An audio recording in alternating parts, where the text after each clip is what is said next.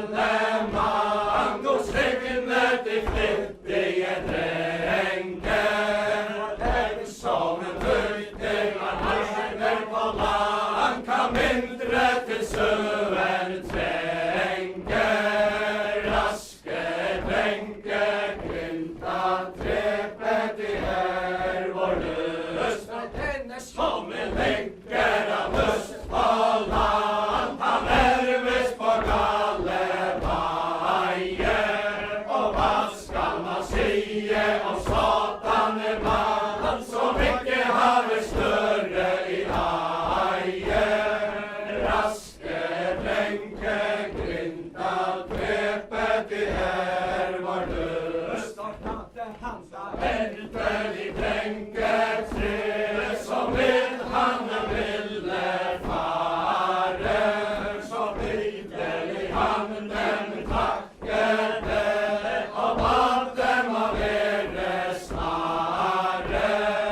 Raske drenke, grynta trepet de vår lyst. Og skulle kjære seg til søen, helver man med sin håndle bånd, og rådbukser vant det og sterken lett, og en hadde kakken i hånd. Raske drenke, grynta trepet de vår lyst. Og ut av en løster gråt, og lagde den så i rad. Gamle jegervann til nøkkelen tog, som akter i ronken sad. Raske drenke, grynta trepet de vår lyst. Og grep her og våre tollene fast, for stundene båtene klek. Rådde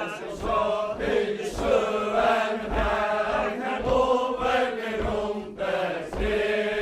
Raske drenke, grynta trepet de vår lyst. Og vaktene de satte på våre lommer, med kraft fikk de båten i gang. Og da de forskanset, tanker var kommet, da sang de en godelig sang. Raske drenke, grynta trepet de vår lyst. Og nå det så herre for i gården, så holdt det i sjøen stråke.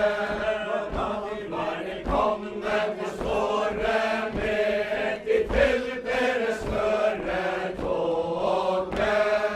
Raske drenke, grynta trepet de vår lyst. Og gamle jegervann var anders vann, som vel kunne rekke med.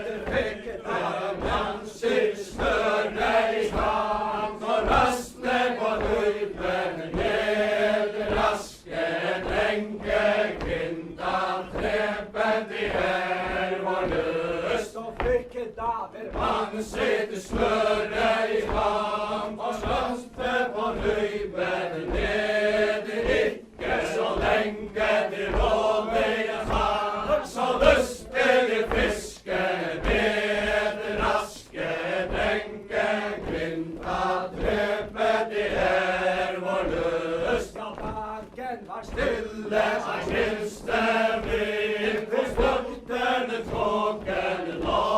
Og jegervann han satt og tenkte på grind, han ut over havet så. Raske drenke, grynta trepet de vår lyst. Og mens han og skatt og speilede hud, og stråle så høyt han stiger. Og dere skojar blåster av en grind, så haspet i gånde han skriker. Raske drenke, grynta trepet de vår lyst. Og smørene inn og hårene ut, og støv jeg ser henne. Sett masteren opp og grind